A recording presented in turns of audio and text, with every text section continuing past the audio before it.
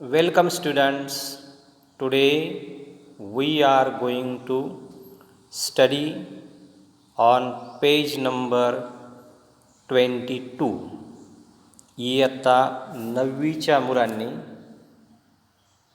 The story of the T या धड्याचं 22 पान number काढणे, त्यावर इंग्लिश वर्कशॉप हा भाग दिलेला आहे.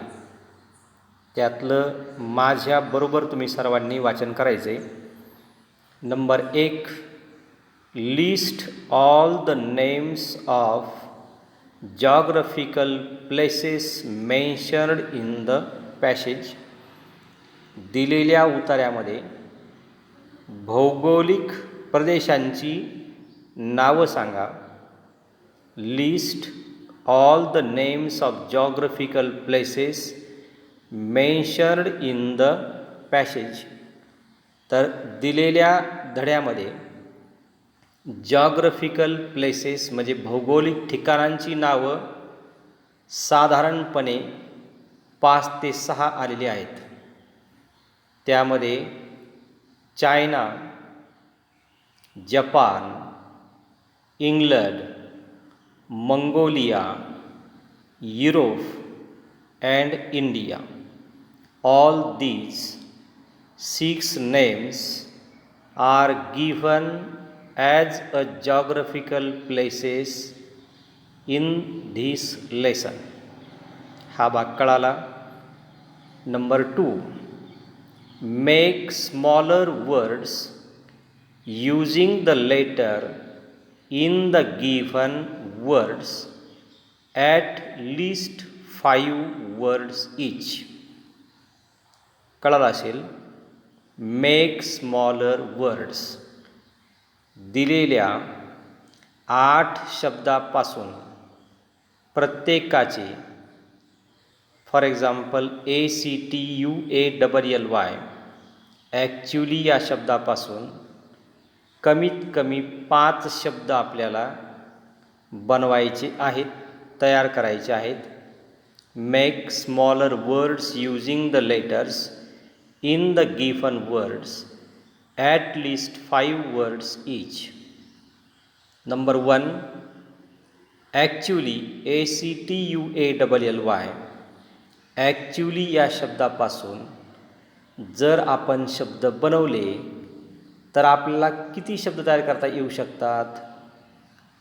तर ज्याची जेवढी क्षमता आहे त्यापेक्षा अधिक शब्द आपल्याला बनवता येऊ शकतात.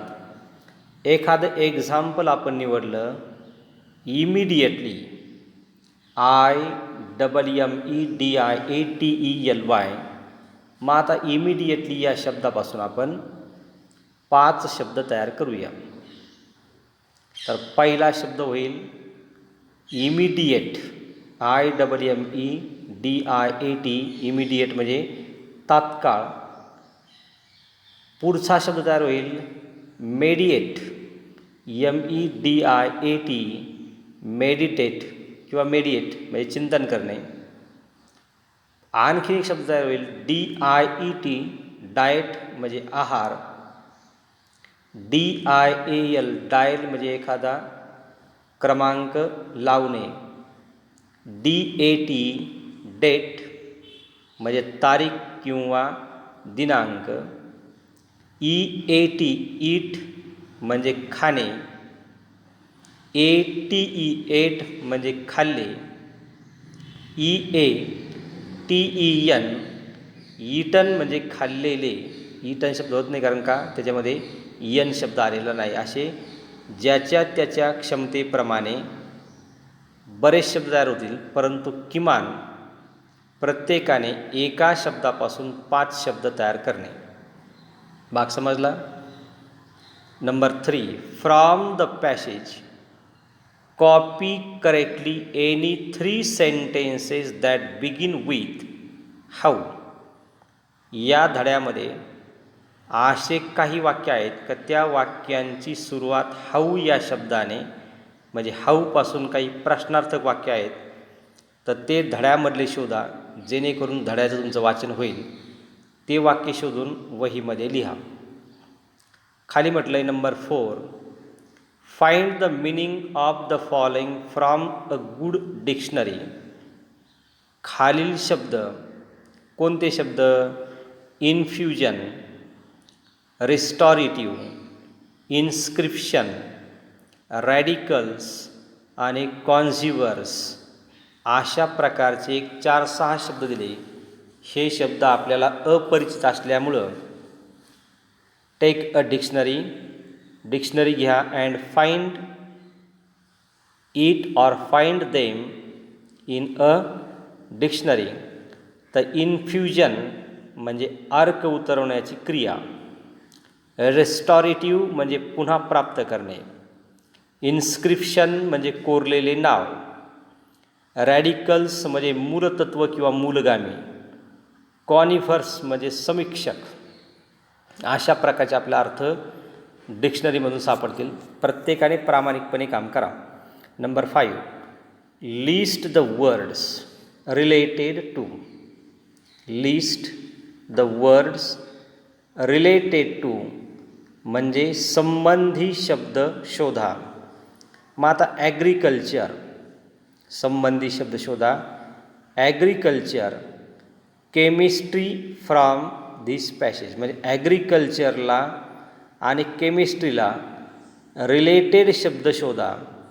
आता रिलेटेड टू म्हणजे त्याशी संबंधित असणे.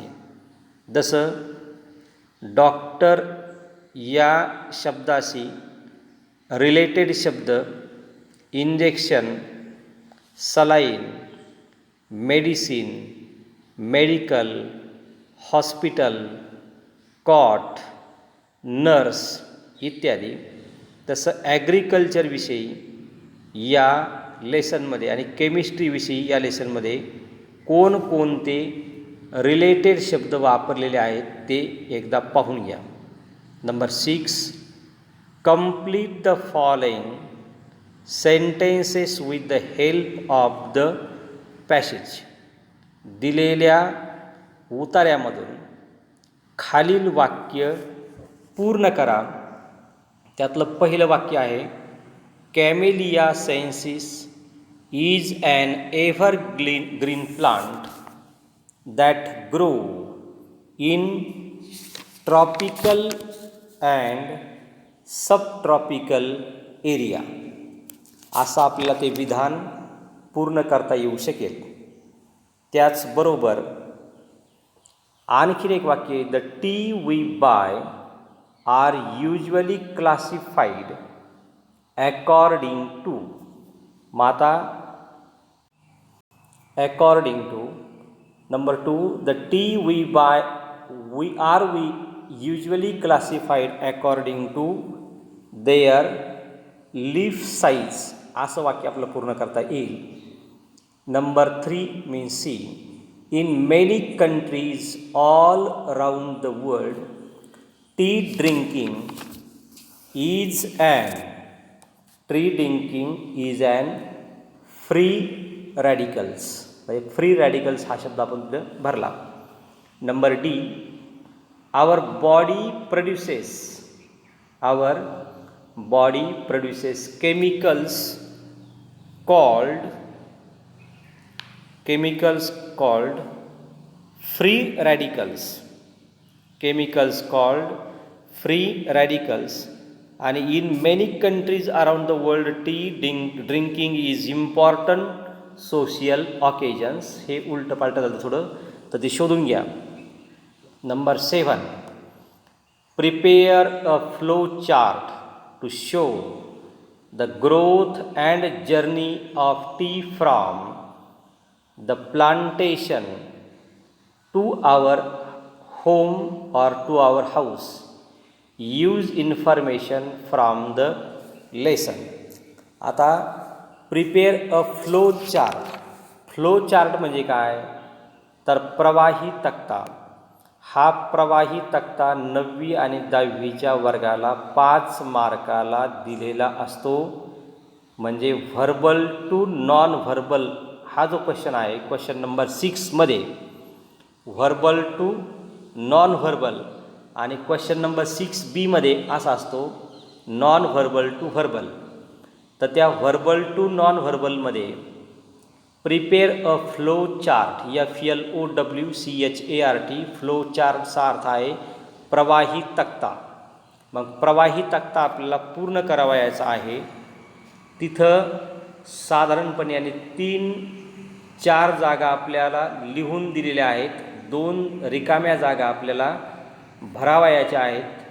तर त्यातला पहिला शब्द आहे फ्लो चार्ट, म्हणजे कसं पाणी वाहतं, पाण्याची कुंपा आहे त्याबरोबर. प्लांटेशन. नंबर 2च्या गटामध्ये लीव्ज ड्राईड. 3मध्ये लीव्ज क्युअर्ड. 4मध्ये लीव्ज प्रोसीड. 5मध्ये लीव्ज पॅक्ड आणि लीव्ज सोल्ड टू अस. असा हा प्रवाही तक्ता पूर्ण करता येऊ शकतो. पुन्हा पहा, फ्लो चार्ट म्हणजे प्रवाही तक्ता. प्रवाही तक्ता पूर्ण करताना घ्यावयाची काळजी, त्याच्या अनुषंगाने वापरलेले शब्द, तरच तो प्रवाही तक्ता पूर्ण होतो, अन्यथा होत नाही. Given the passage we have to find all these words which are related to these flow chart. इथपर्यंत समजलं. मग आता 1 ते 7पर्यंत थोडंसं ऐकून गाईडचा आधार घेऊन प्रामाणिकपणे आपल्या वर्गपाठाच्या वहीमध्ये शांतपणे लिहा. आता खालील भाग सुरू झालेला आहे. Language study. Language study means व्याकरण किंवा ग्रामरचा भाग, भाषाभ्यास. Number 8, from the passage find all the words or pair of words that begin with T. Examples: teapot आणि टी प्लांट्स. काय करायचं कळालं काय का नाही? फ्रॉम द पॅसेज, दिलेल्या उतार्यामधून, find all the words or pairs. Find all the words, काही शब्द, ऑर पेयर्स, जोड शब्द, of words that begin with tea, म्हणजे टी या शब्दाने सुरू होणारे जोड शब्द या पाठामध्ये आलेले आहेत. तर हे जोड शब्द कोणकोणते ते पॅरेग्राफमध्ये पाहून लिहा. त्यांनी 2 एक्झाम्पल आपल्याला दिले आहेत. टी पॉट, म्हणजे पॉट या शब्दाला टी हा शब्द जोडून आलेला आहे. त्याचबरोबर टी प्लांट्स, चहाचे रोपटे. मग आता आणखी काही शब्द आपल्याला सांगता येतील का टीपासून पुढं आलेला जोड शब्द एखादा? तर नक्कीच. Tea growing. Number 3, tea seeds. Number 4, tea making. Number 5, tea minded. Number 6, tea ceremony. Number 7, tea estate. Number 8, tea shrub. Number 9, tea whisking. Number 10, tea tasting. Number 11, tea club. Number 12, tea pots. असे अनेक शब्द आपल्याला सांगता येऊ शकतील. मग जे शब्द तुम्हाला सापडतात ते शोधा. नाही सापडले तर ऐकून त्याचे करेक्ट स्पेलिंग लिहिण्याचा प्रयत्न करा. नवे आलंच पाहिजे. When 2 words come together to form a new word, the new word is called a compound word. असे 2 शब्द एकत्र येऊन जर एकत्र आले तर त्यापासून एक नवीन शब्द तयार होतो. असा नवीन शब्द झाला की त्याला आपण म्हणतो कंपाऊंड वर्ड्स, संयुक्त शब्द. संयुक्त विद्यमाने आपण शब्द ऐकला. मग संयुक्त विद्यमाने म्हणजे काय, तर दोन व्यक्ती एकत्र येऊन, दोन संस्था एकत्र येऊन, दोन कुटुंब एकत्र येऊन, दोन कोणत्याही वस्तू एकत्र येऊन त्यापासून एक नवनिर्मिती होणे म्हणजे कंपाऊंड. तोच भाग शब्दांनाही लागू पडतो. कंपाऊंड वर्ड्स म्हणजे दोन शब्दापासून एखादा नवीन शब्द तयार होणे. What words do you see in the following compounds? For example, evergreen. evergreen म्हणजे सदाबहार. नंतर ब्लड प्रेशर. ब्लड हा एक शब्द आहे, प्रेशर हा एक शब्द आहे. ब्लड प्रेशर, आता ब्लड म्हणजे रक्त, प्रेशर म्हणजे दाब. दोन एकत्र आले, नवीन शब्द बनला ब्लड प्रेशर, रक्तदाब. Every day. एव्हरी म्हणजे प्रत्येक, डे म्हणजे दिवस. एव्हरी डे म्हणजे प्रत्येक दिवशी. असे काही शब्द आपल्याला सांगता येतील का, तर नक्कीच. Rain fall. रेन म्हणजे पाऊस, फॉल म्हणजे पडणे. रेनफॉल म्हणजे मुसळधार पाऊस पडणे. म्हणजे दोन शब्द कोणते आले, रेन अधिक फॉल. असे आपल्याला बरेचसे शब्द दिलेल्या पुस्तकामध्ये, धड्यामध्ये सापडू शकतील. हा भाग समजला तर असे 5-6 शब्द लिहून काढा. Note that some compound words are written as one word teapot, some with a hyphen between them tea making, and some as 2 separate words tea club. आता हे कंपाऊंड वर्ड्स होत असताना आपल्याला 2 किंवा 3 पद्धतीने कंपाऊंड वर्ड्स दिसतात. फॉर एक्झाम्पल टीपॉट हा त्यांनी एकच शब्द वापरला. पुढे टी मेकिंग हे 2 शब्द वापरले, परंतु 2 शब्दाच्या मध्ये हायफन म्हणजे एक विसर्ग शब्द म्हणजे एक डॅश मारला.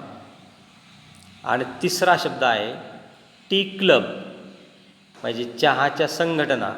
हे 2 शब्द वेगळे येतं, तरीसुद्धा त्याचा उच्चार मात्र आपल्याला एकत्र करावा लागतो. मग टी पॉटचं लिखाण पहा, ते 2 शब्द एकत्र. टी मेकिंग शब्द बारकाईने पहा, 2 शब्द वेगवेगळे परंतु मध्ये डॅश मारलेला आहे पण. आणि टी क्लब हे 2ही शब्द पूर्णपणे भिन्न आहेत, वेगळे आहेत. म्हणजे कंपाऊंड वर्ड बनवताना 3 पद्धतीने 2 शब्दाचं एकत्रीकरण करून लिहिणे, त्याचबरोबर 2 शब्दाचं एकत्रीकरण करताना मध्ये हायफन म्हणजे विसर्ग देणे, आणि 2 शब्द स्वतंत्र लिहिणे. असे शब्द पाठामध्ये शोधा. हा भाग कळाला. Number 9 very important for each one. प्रत्येकासाठी अत्यंत महत्त्वाचा भाग का जो आपण 8वीला पाहिलेला आहे. Sometimes the form of a verb in a sentence name the action but does not change according to tense, number or person. Such a form is known as non-finite verb or an infinitive. Non-finite or an infinitive. Non-finite words म्हणजे काय, तर मर्यादित, which is limited by the subject. which is limited by the subject. Non-finite form म्हणजे which is limited by the subject. ज्या क्रियापदाला किंवा ज्या क्रियापदाचे कर्त्याच्या लिंगवचनानुसार आणि काळानुसार कोणताही बदल त्यामध्ये होत नाही, अशा क्रियापदांना टू सहित क्रियापदाचे मूळ रूप असे म्हणतात. हा भाग आपण 8वीला पाहिलेला आहे. टू सहित क्रियापदाचे मूळ रूप इन्फिनिटिव्ह, INFINITIV.